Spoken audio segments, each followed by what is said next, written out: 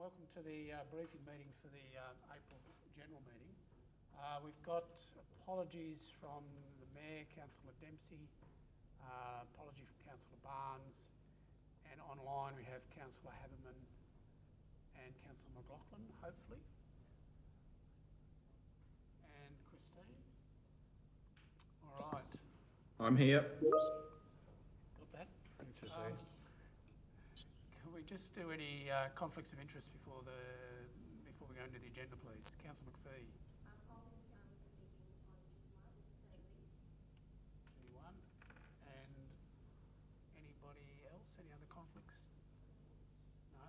And we've got a couple of late items. I apologise, but there were things that we needed to deal with. One was a planning application that was called up to council, which we put in the agenda and came out last night. And the other one was one from QBCC, which Christine's had confirmation this morning that we will consider it in confidential session. So, with that introduction, hand over to Simon for the financial summary.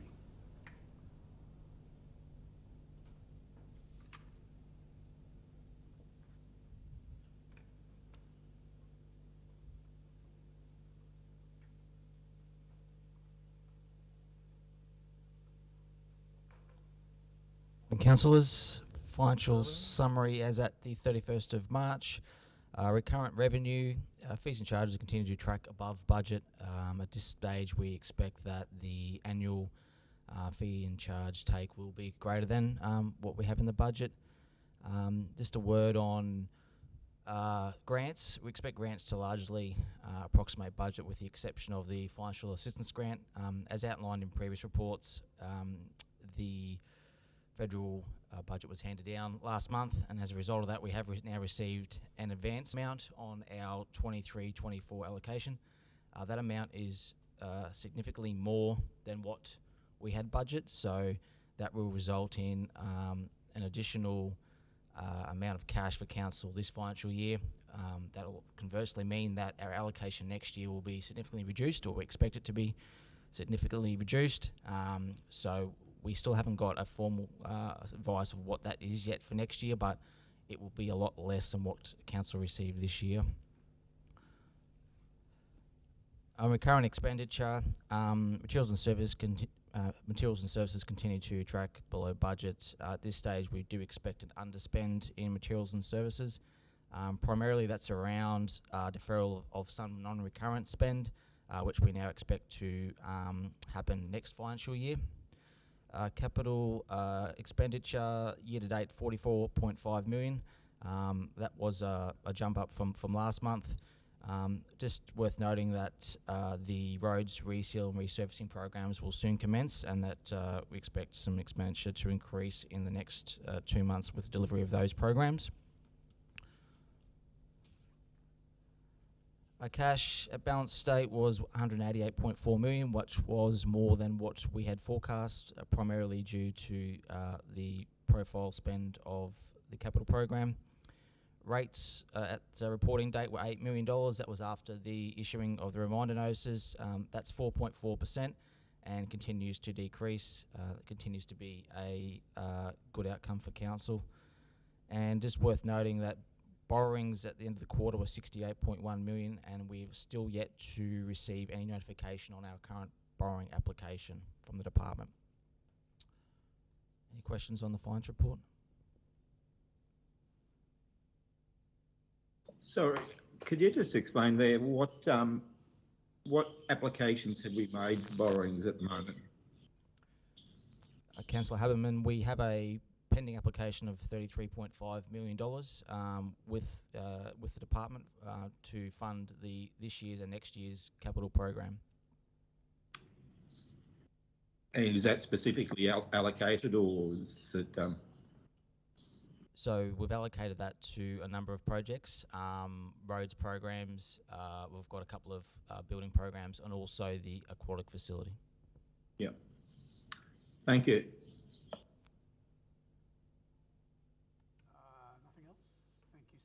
Are you going to do fees and charges?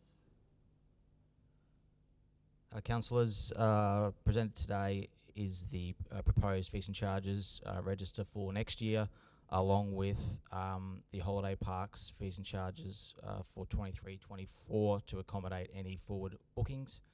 These have previously been workshopped with council, and the recommendation is that we adopt the 22-23 fees and charges register to take effect from 1 July, and the 23-24 holiday parks register of fees to take effect from 1 July 2023. Are there any questions on the content of that register? Councillor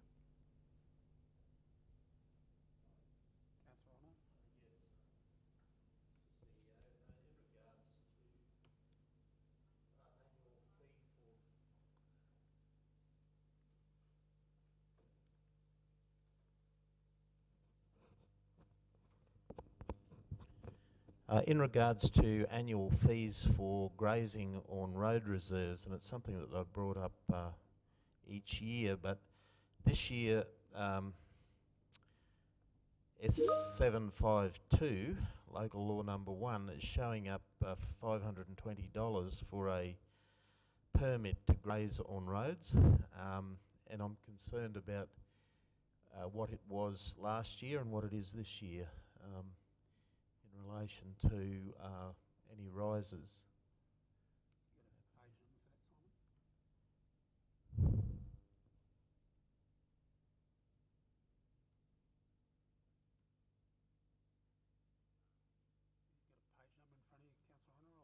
You haven't got a page number in front of you, Councillor Honour, or? Beg your pardon? No, I haven't, because I've been locked out of my computer, Mr. CEO, but I've just got it back on again. I photographed this yesterday. Here we are. So it's page 28. Use of roads, grazing of stock. That's right. And the fee you were querying was the one for $520. That's it. Fee. That's it. Okay. And the question was, What is the rise from last year to this year in that? Councillor, I haven't got that with me, but I can bring that back to you. That Okay, was so that provided will- part of the pack that was workshopped last month. I just haven't got that with me, but I can come back to you on what that increase was. Yeah. And also, I haven't been able to get it, but I know that in here there's a reference to pipelines on road reserves.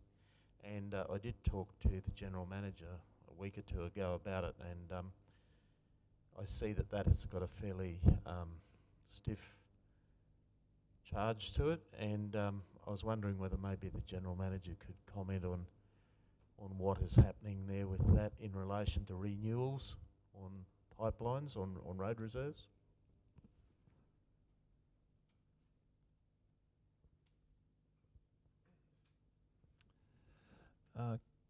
Councillors, I think I can comment on the grazing one as well. My understanding is that's a new fee. We haven't previously charged a fee, but we typically haven't approved grazing either because we didn't have a fee. So this enables us to make it have a fairer process for approving grazing in the road reserve, because it can get competitive at times in the dry when various neighbouring property owners want to use the road reserve effectively as an extension of their property. In terms of the pipeline agreements, what we've done is introduced a fee that is a per length of pipe. In the past, it was a standard fee for all pipeline applications. So short pipeline projects were paying the same fee as long ones.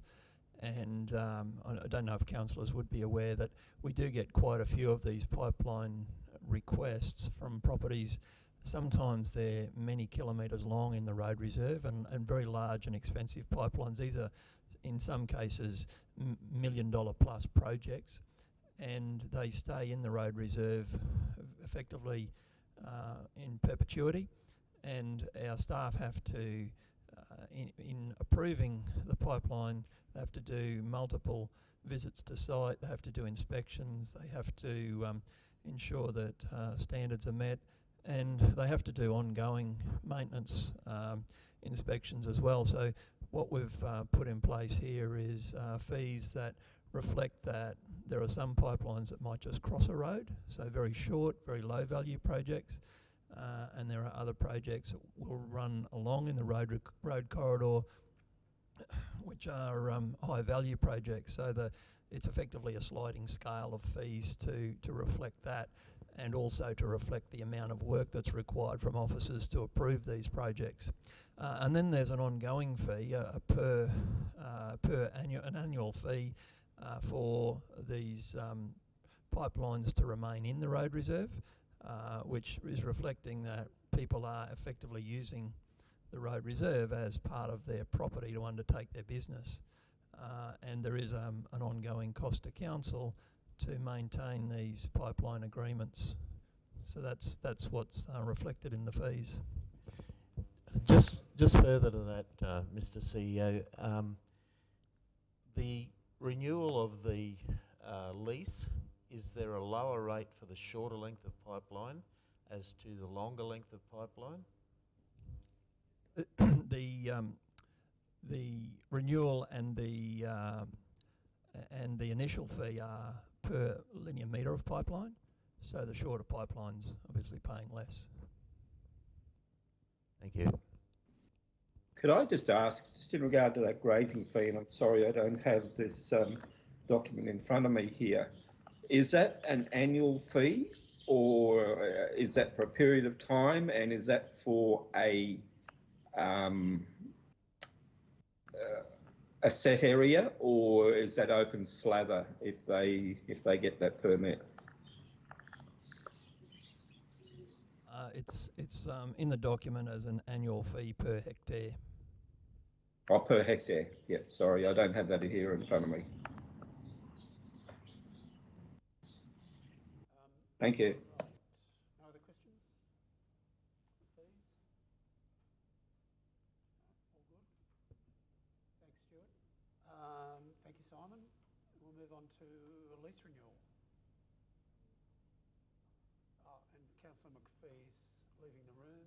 And are you here to do this online, Chris or Nicole? Yes. Yes, I'm here. Okay. Hang on, we'll just wait till Councillor McPhee leaves the room. Thank you. Okay. Good morning, councillors. Item G1 is a release renewal for Spore Family Proprietary Limited as trustee who are leasing the River Cruise Cafe. The property at 3 Key Street is owned by the state. Council holds the property via a term lease and then subleases that building to the Spore family. Presently, their lease has expired, but due to the provisions of the Retail Shop Leases Act, it has been extended to September 2022. The tenant has asked to renew the lease, and it's proposed that a new lease commence on the 18th of September 2022, expiring on the 31st of December 2023. The reason for the short term is council's term lease with the state actually expires in February 2024. So there needs to be a time period between when the sublease expires to when the term lease expires. However, for council's information, an application has been made to the state now to renew the term lease. The lease or the sublease to the tenant will be for market value, and all other terms will be as per council's commercial lease terms. It will include a unilateral option for council to terminate the sublease, giving 6 months notice. That's due to the Riverside Master Plan redevelopment. It's proposed that council apply the exception contained in section 2361C3 of the local government regulation, given that it's a renewal of a lease to an existing tenant. And the further recommendation is that the CEO be authorised to enter into the lease with the tenant for a term of approximately 1 year and 3 months. Questions? Yeah, can I just ask Christine, through the chair, if the state grants that lease, is there any... What's the implication then for the sports? Do they then have to make application again to for the lease beyond December next year, or is that something that they wouldn't have to go to market? Or There is the possibility, if council elects to apply the exception again to renew the lease further after the 31st of December, but that will be a decision for council towards the end of next year. Thank you. Thanks, Chris. Any other questions, comments? No? All good? Thank you. CWA lease. We'll just get Councillor McPhee back.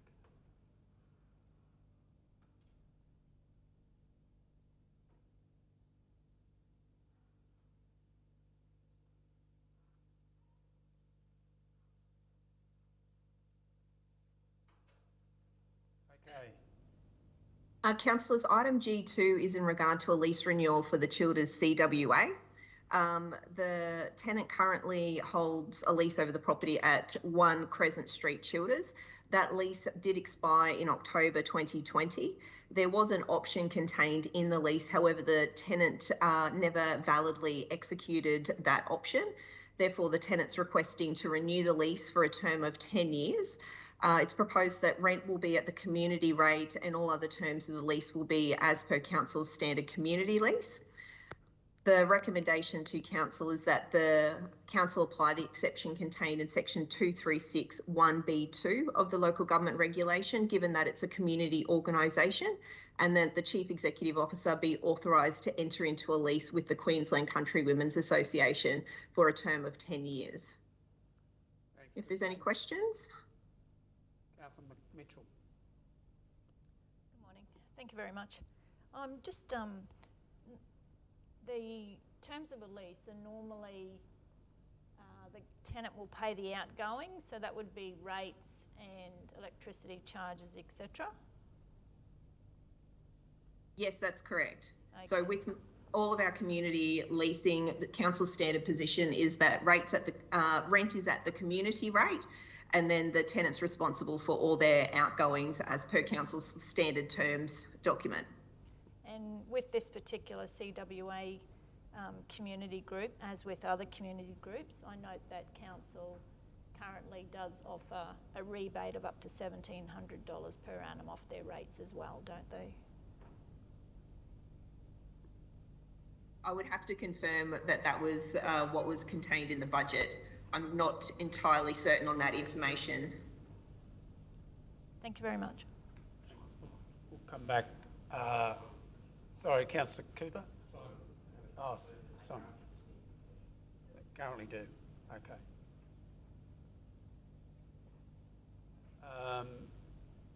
Sorry, Councillor Cooper, you didn't have a question? No. All right. Any other comments or questions on that one? No. Thanks, Christine. Item G3, councillors, in relation to a sale of lot 29, which is at the Bundaberg Aviation Precinct. Council's the freehold owner of the 26 Aviation Crescent. The lot's been previously offered for tender, but that tender was not successful. Council's now received an offer to purchase the lot, and the offer presented to council is for market value. For council's information, the proposed buyer for this property had previously entered into a contract with number 15 Aviation Crescent. However, that contract was validly terminated due to their due diligence, and they're now looking at this property at 26 Aviation Crescent. The recommendation to council is that council apply the exception contained in section 2361AI of the local government regulation to the disposal of that lot, and that the chief executive officer be authorised to enter into a contract with the buyer and attend to all items required to finalise the sale of the lot. Thanks, Chris. Comments or questions? No? All good? Thank you. Item G4, councillors, is in relation to the council policy review.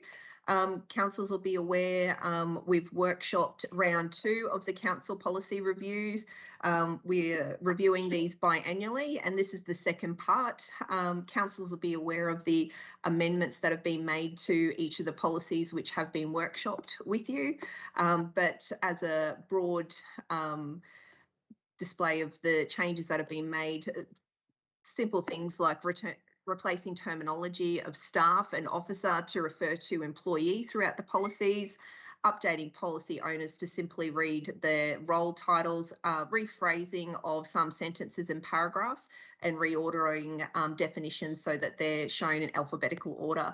The recommendation is, as per the report, that Council rescind the current policies and adopt the new version of the policies.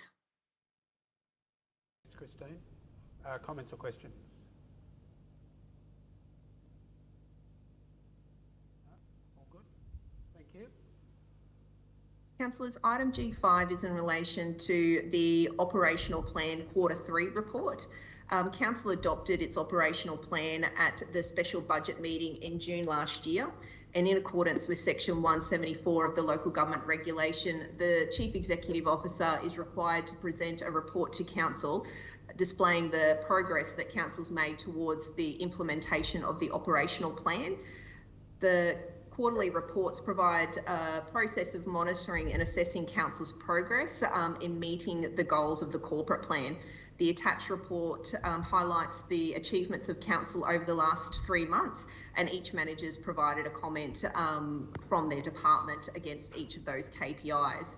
The recommendation is that the operational plan for Q3 be received and noted by the Council.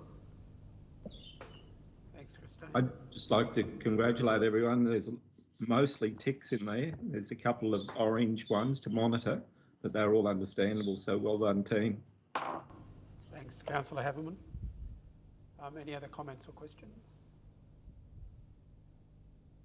No, all good, thank you. You? You'll do your other one in closed committee, Christine, the late one? Yes, I'll do that in closed. Okay, and all right, thank you. We'll move into planning. Evan, we'll do the late items straight after the K1, if we can. Is that okay, Wendy?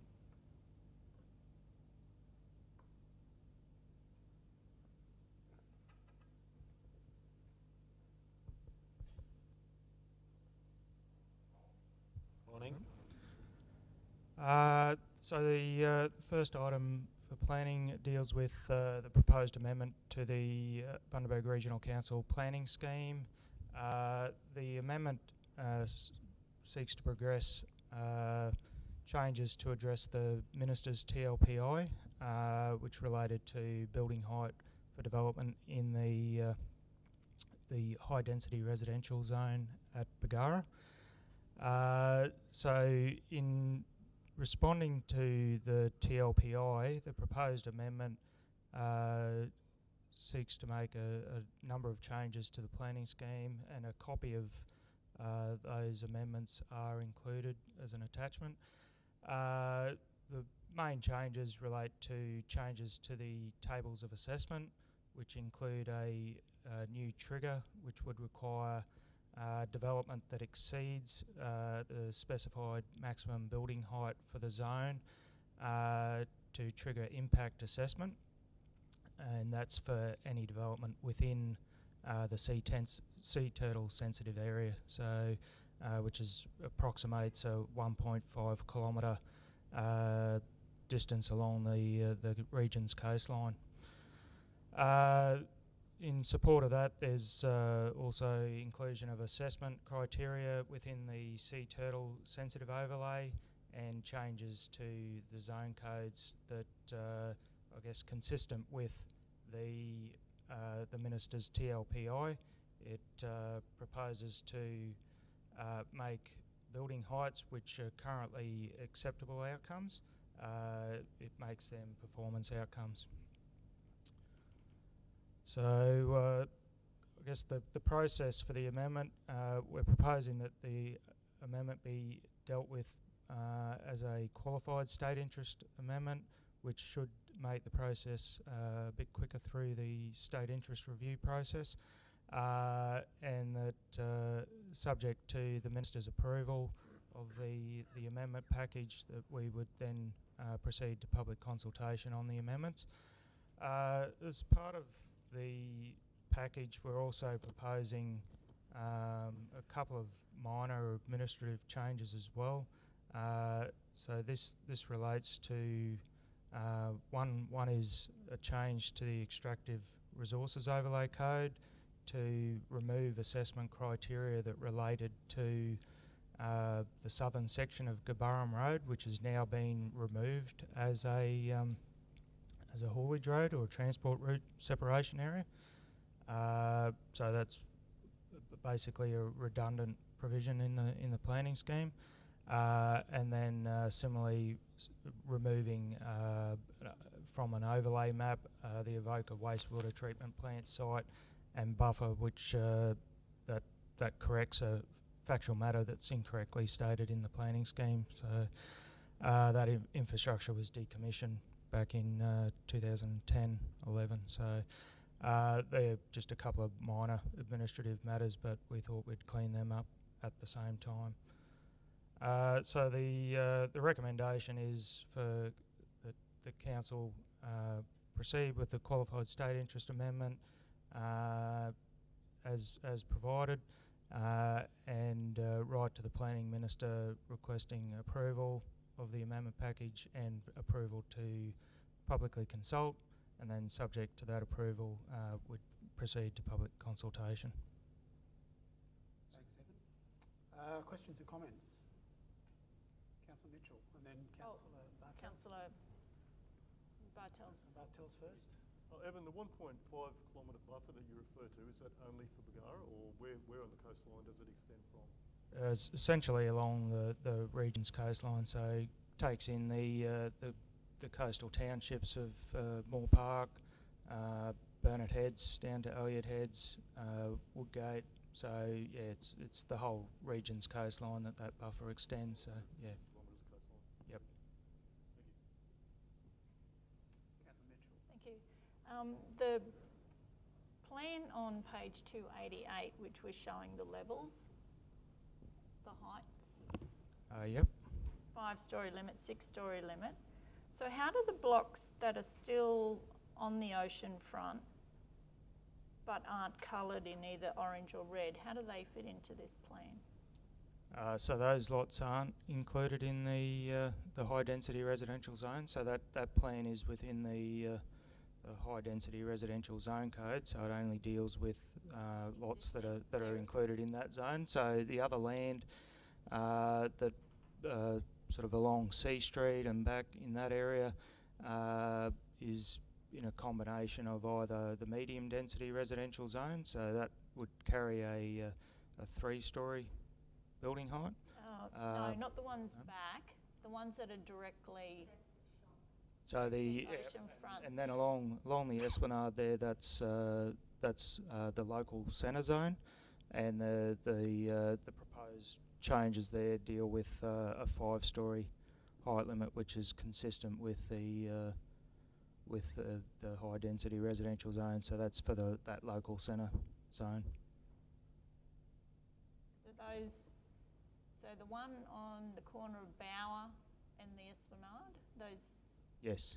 those ones there are what That's zone? 5-storey. That's local centre zone, and And the ones within on Baxter and those 4 blocks. they would be, I believe that's in a sport and recreation zone or a community zone. So I don't believe the planning scheme specifies a height limit on that in that area. It just includes outcomes that require building height to be consistent with that in that surrounding area. Thank you. So Evan, just for clarity, the blocks that are in the town centre zone off Bower Street, corner of Bower, already had a pre-existing 5-storey limit within the current scheme.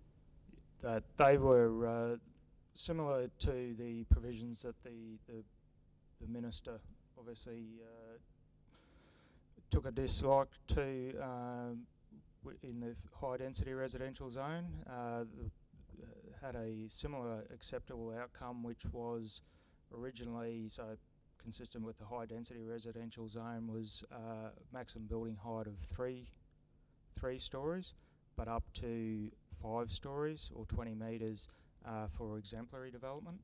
So obviously the high density residential zone, the provisions there that the minister has put in place specified a minimum of 5 and 6 stories. So we've translated that for the local centre zone to also be a 5-storey height limit, which was... So without labouring the point, were those blocks included in the TLPI? No. No, okay. So the TLPI only includes the blocks that you're now amending the scheme to reflect? So the proposed amendments go beyond what the TLPI were requiring. So the TLPI only dealt with the high density residential zone, whereas these proposed amendments deal with development across other zones. So that would include that local centre zone. Yep. Question, Mr. Chairman. Yeah, my question relates to the coloured areas. So the coloured areas are specifically what the TLPI asked for, is what I'm That's right. just clarifying. Yes. So that's why they're coloured specifically. Yes. Thank you. Councillor Ronner. Yes, Mr. CEO. Look, a question in regard to performance outcome criteria. When you refer to that, does that mean that there can be leeway given in the height of buildings due to performance criteria, being that maybe it could go above 5 stories if the performance criteria was met? Councillor, yes, that is the case. Obviously, council can't make development that is over those nominated heights prohibited development. An application can be made. And I guess that's then council's assessment of that proposal. So if a building did exceed those nominated heights, firstly, what the amendments would do would trigger impact assessment. So that's a higher test, and it includes public notification. So council would need to consider submissions, but obviously council can make a decision to approve development that either after that assessment it's considered that height's appropriate, so it can approve a building height that exceeds those nominated heights, just as it can support development that might be otherwise inconsistent with the planning scheme. So the reason for asking my question, I guess, is that the Minister has got his own interpretation now of our planning considerations on the coast. Once this is brought into play, it overrules what the Minister has currently got. It would, yes.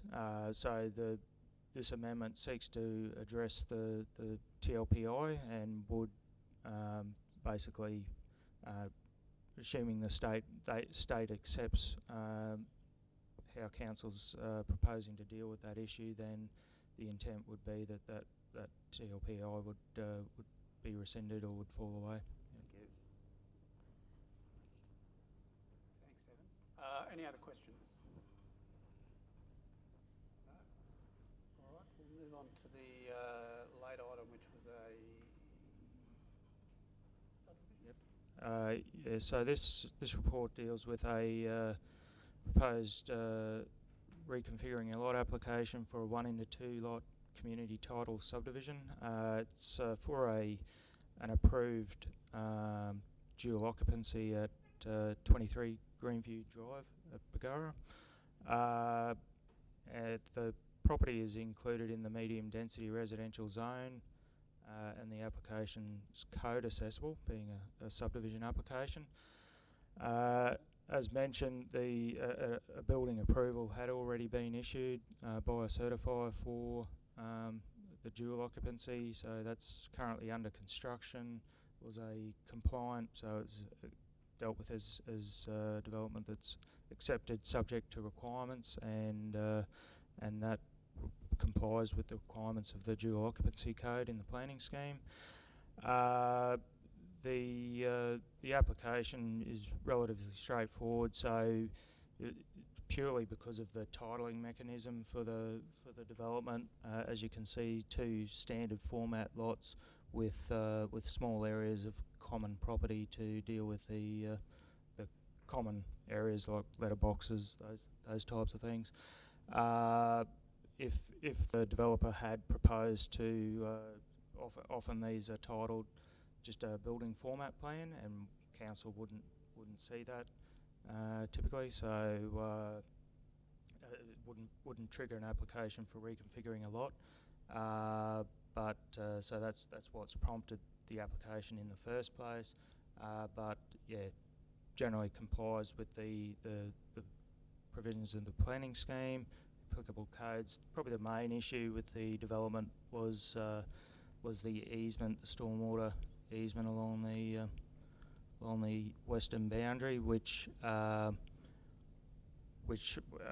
we've included conditions on the approval that deal with that. So because they're proposing a driveway over that easement, we sought advice from Council's Infrastructure Services team, who've indicated no particular concerns there, because most of the drainage is dealt with through the pipe underground. But basically there's a condition on the approval that just requires the developers to get specific approval under the terms of that easement document to the granting of that driveway.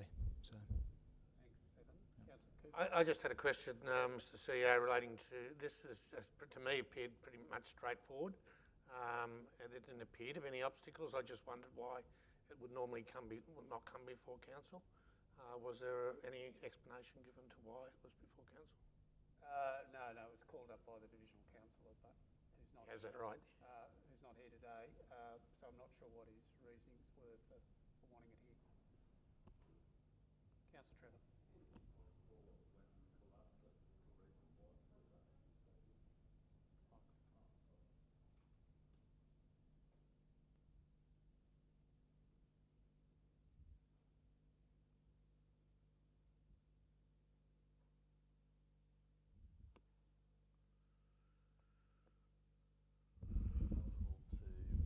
If anyone calls one up in future, to put a reason in, so we've got a bit of time to do any research? I think that would require a change to council's planning protocols policy, which you adopted just after the last election and has been updated since. So that'll be a decision from the council itself, because that's your policy. Councillor Mitchell. Thank you. The internal referrals that are mentioned in the report, governance and legal services, it's been a verbal advice. I understand it's an internal advice and we should be able to rely on that, but anything legal, accepting only a verbal advice, are we going to be following that up with a written Can I advice? answer that? Normally, in terms of planning issues, if it requires legal advice, we would be getting that externally. This one says it's internal. Yeah, that's because that's our standard template. But normally,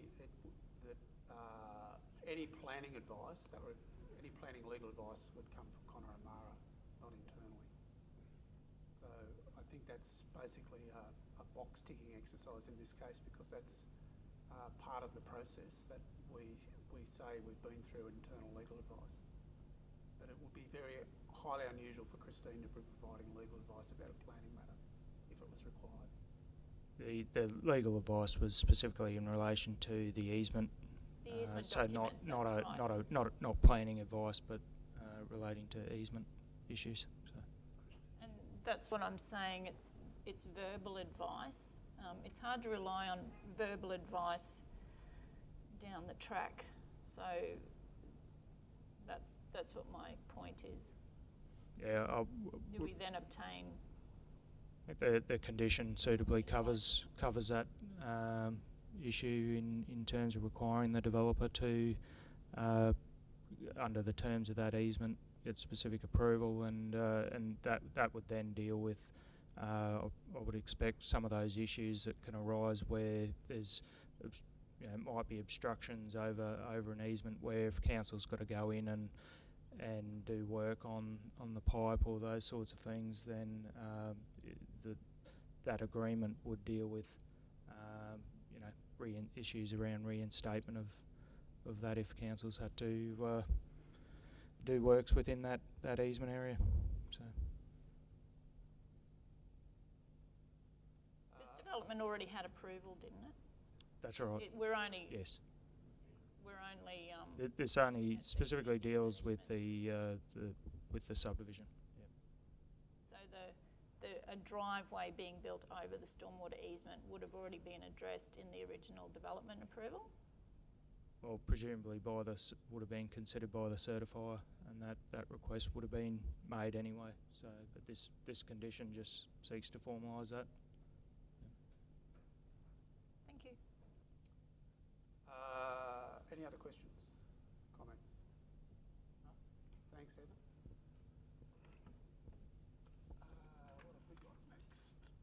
Community and cultural. Freegal.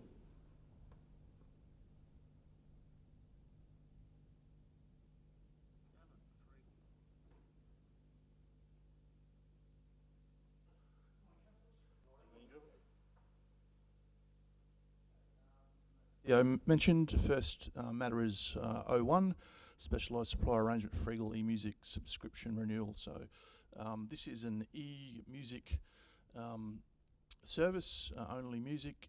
It's been something that Bundaberg libraries have been using since 2013. As indicated in the report, the average use over that period has been 8,234 downloads.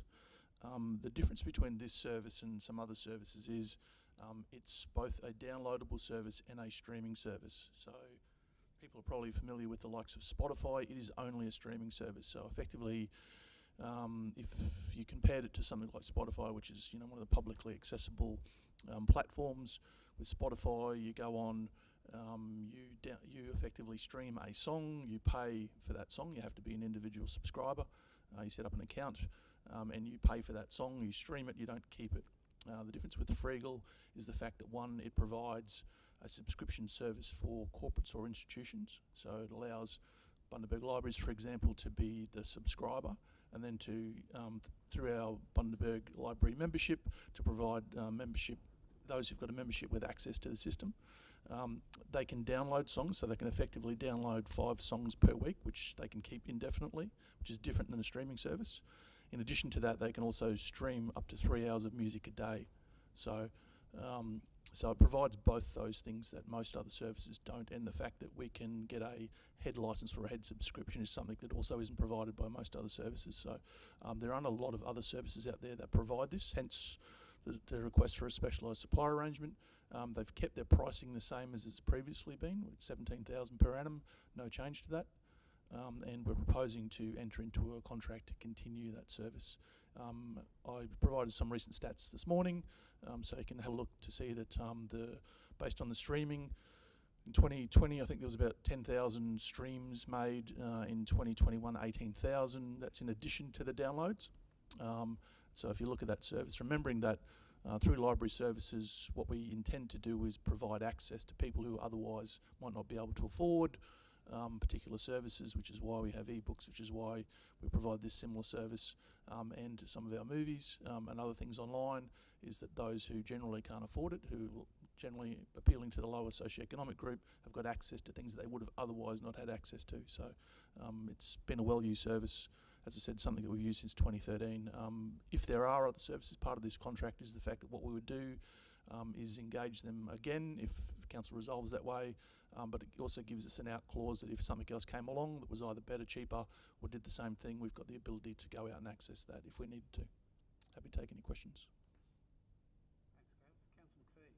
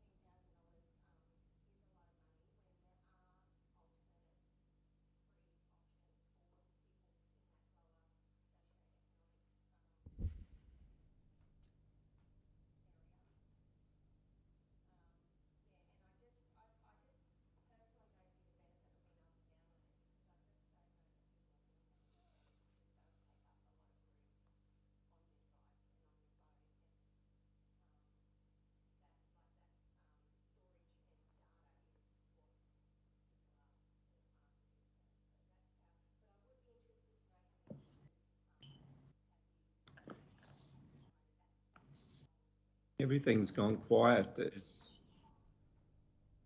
Sorry, Vince, I was on mute.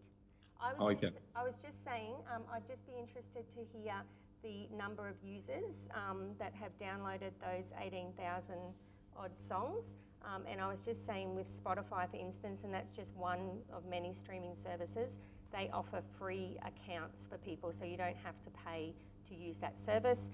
And the other point I made was, in my experience, people aren't downloading songs onto their devices because it takes up a lot of storage space. Sorry, I didn't have that on.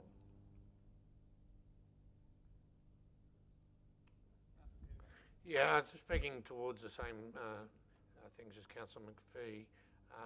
It's a changing market, this market, and it's changing fairly rapidly in time. There are lots of streaming services now that are free. YouTube offer the same service, which includes video and music. Amazon offer the same service free as well. These weren't around when this was first signed up to, well, they were, but they were fully charged at that stage. I've now realised that there's a market in advertising as well as a market in pay as you go. So I'm a little bit of the same thing that why spend money when we don't necessarily need to spend money? I totally understand the principles of why we were there and why we have been there. But I think it does probably need some review in the sense of what is the return for the investment.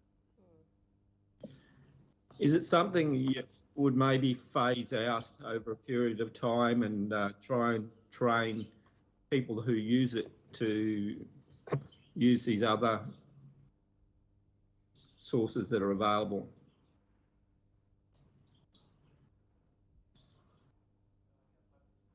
So we'd either be in it or out of it, I think. Okay.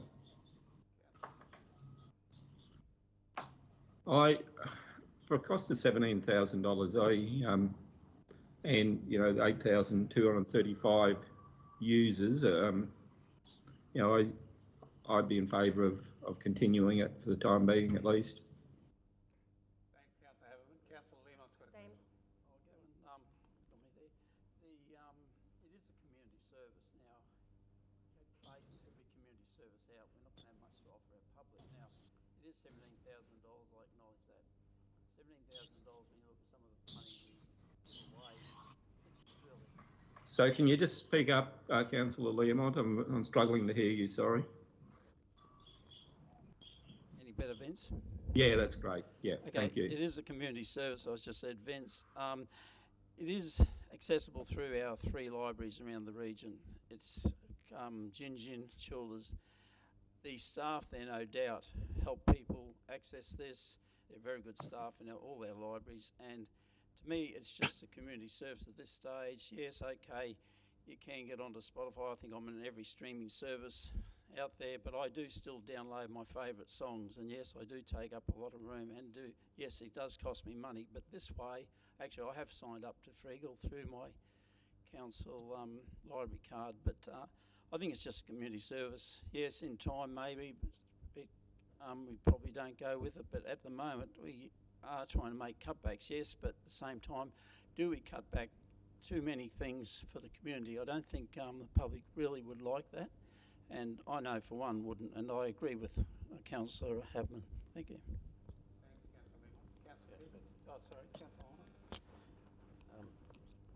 Yes, Mr. Chairman, look, my question is, in regards to areas that don't have NBN, that don't have mobile services for their phones, this enables them to come to one of our libraries, one of our service centres, and they can download onto a stick, can they, and take that back home with them and play their music. Is that the outcome from this? Because there is a lot of service not available, especially in the Western community. Yeah, so you effectively access it through council's library system. So you go to the council's library system, and then Freegal is one of the options there.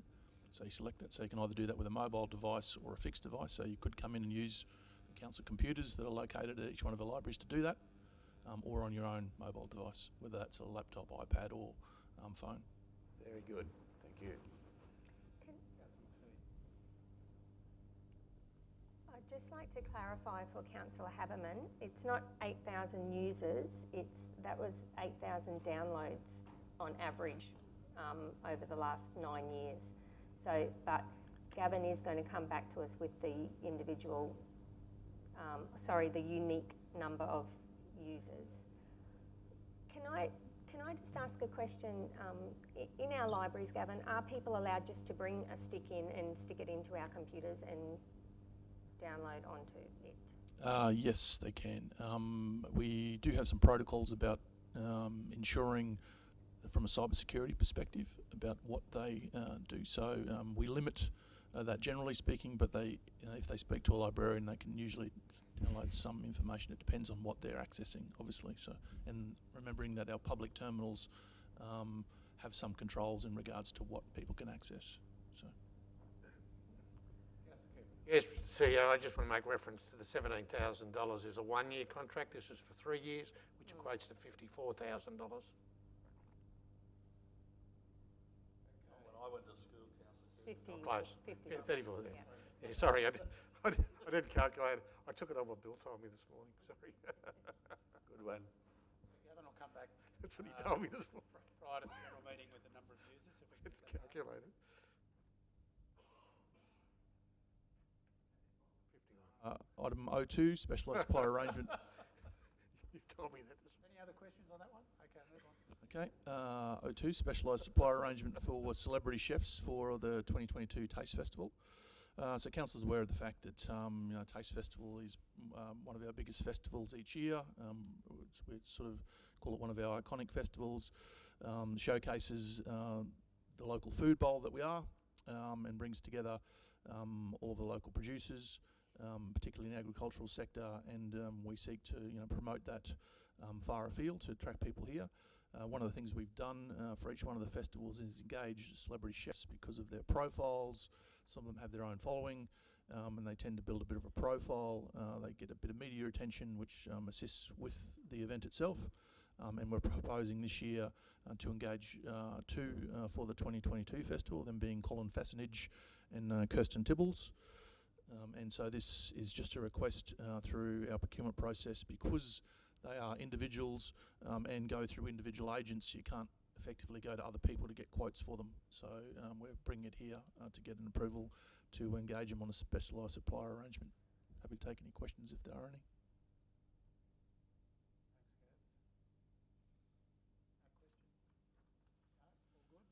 Okay, next item is 03, RADF funding recommendation round 1. So as council is aware, RADF program is a jointly funded program between us and Arts Queensland, 50-50 each year. We have a number of rounds depending on the available funds. So we've just had round 1 in this current financial year.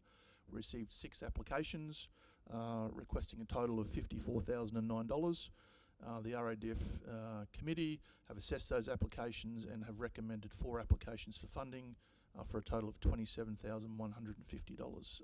The applications are recommended in the report, so I'm happy to take any questions if there are any. I'll just raise the issue, Councillor. Yes.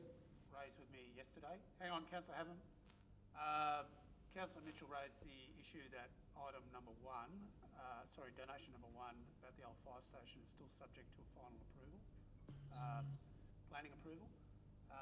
Richard's given us a timeline which indicates that that may be finalised prior to the council meeting.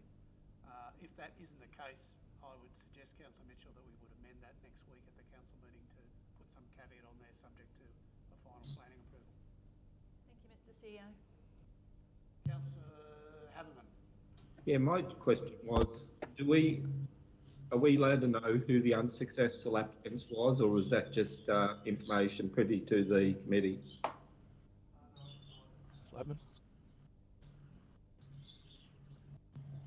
I'll provide it after the meeting, should I say? Yeah, thank you. Out of session. Okay, anything else on that one? No, all good. Thanks, Gav.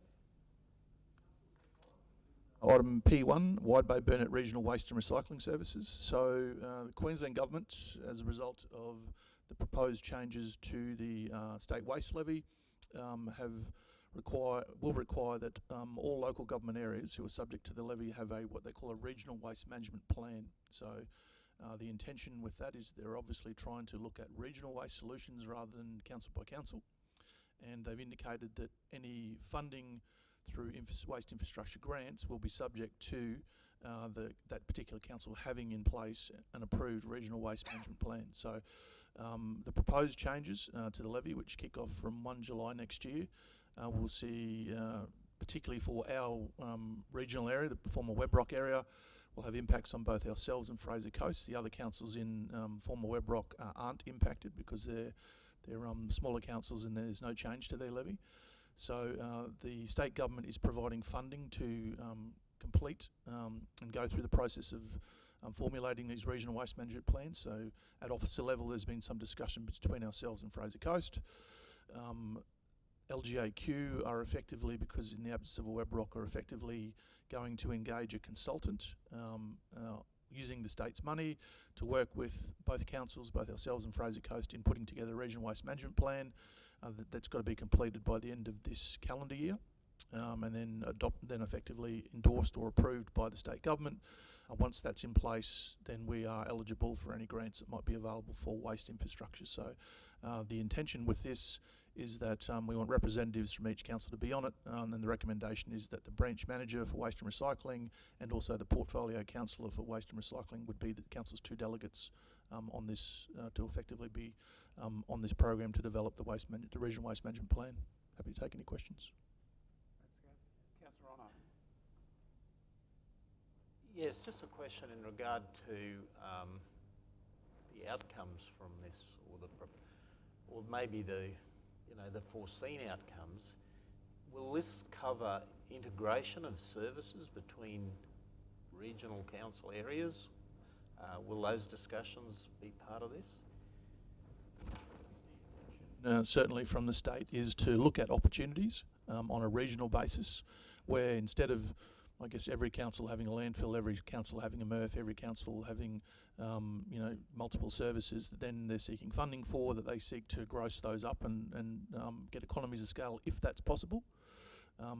Council will be mindful of the fact that over the years we've done a number of projects at Webrock level which has looked at energy to waste, having a central recycling facility and various other things, and the tyranny of distance has always been an issue. Transport costs have outweighed a lot of that.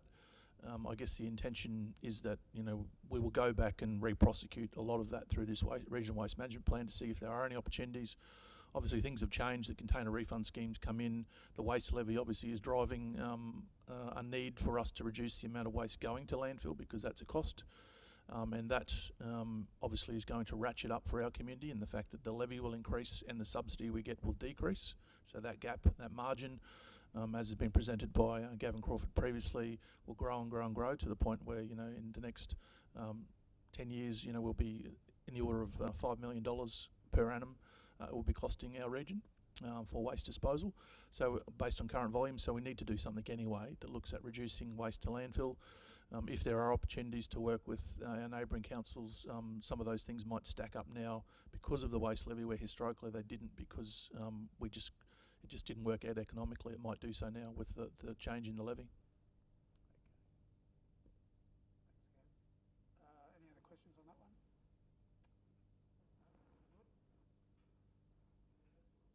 Two, amendment to waste collection days. So we last did a review of our waste collection days in 2016.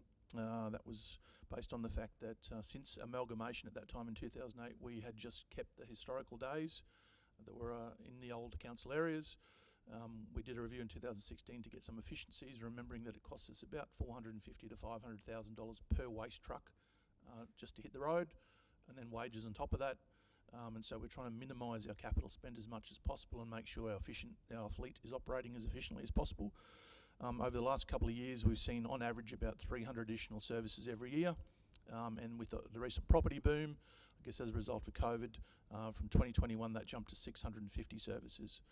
The majority of that growth has been in our coastal areas, and that they're all their collection day is a Wednesday at the moment. So what it's shown is that we're starting to get a big wave of services or big demand on a Wednesday.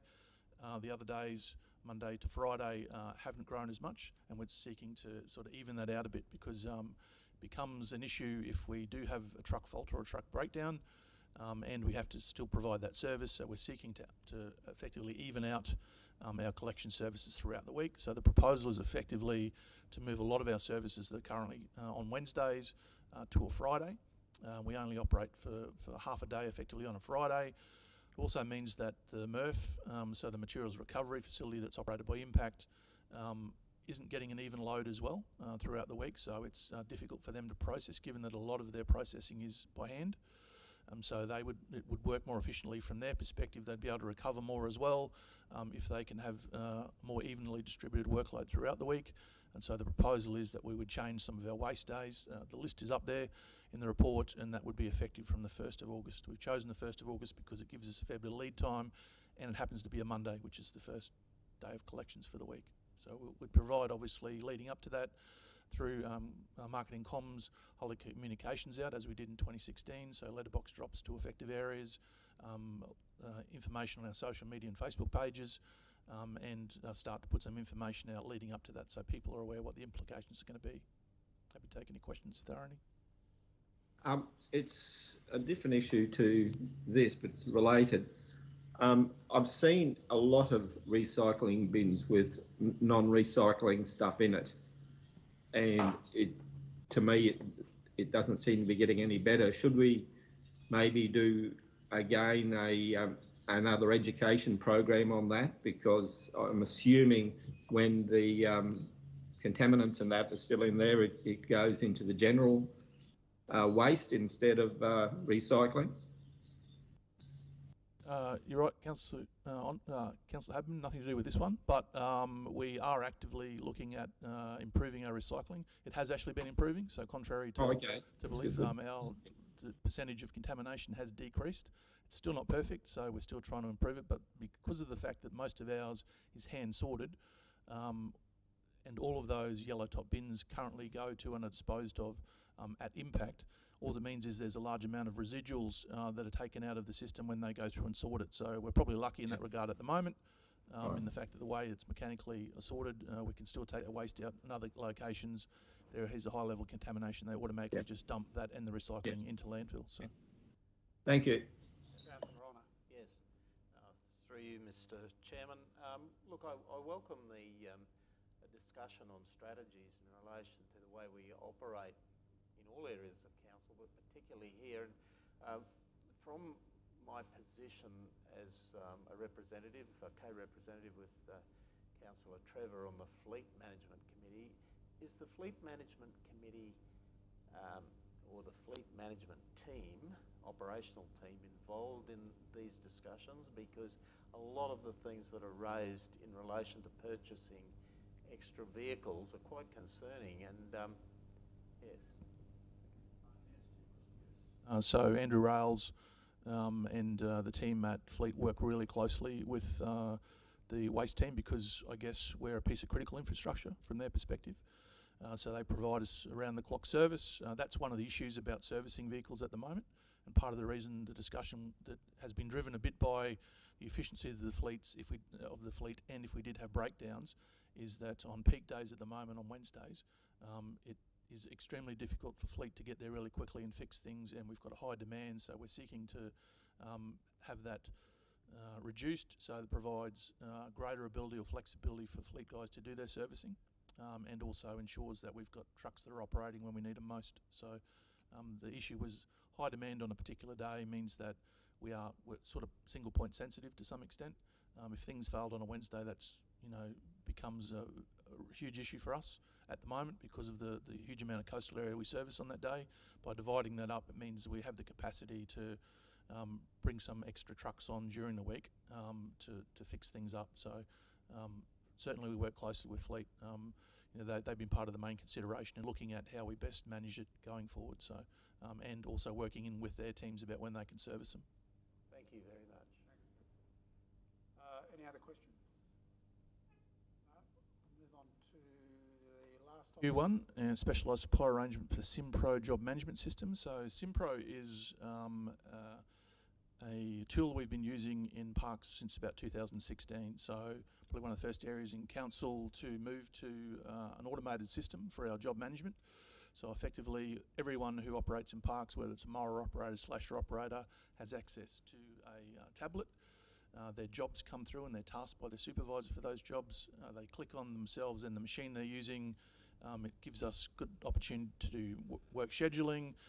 We get a good idea of how long a particular park takes with a particular machine, so we can work closely on making sure we have the right machine in the right locations. It's working most efficiently. It also means that we can see how long things are taking in particular areas, and if we need to allocate more time. We also can pick up seasonal changes then, so summer, winter, and how long things are taking, how much grass is being collected, all those sort of things. So it's a system that we've used. It integrates with our current systems, our other corporate systems from timesheet perspective. So we're seeking to, the current contract's ended, so we're seeking to extend it again. There's no one else in the market. There are other job management systems in place, but given all the work and effort that we've put in internally to make sure the system integrates, it's become a key piece of business software for us in the parks area, and we're just seeking once again to get an approval because it's a specialised supplier arrangement without going out to tender to re-engage with them and continue with this contract. So happy to take any questions.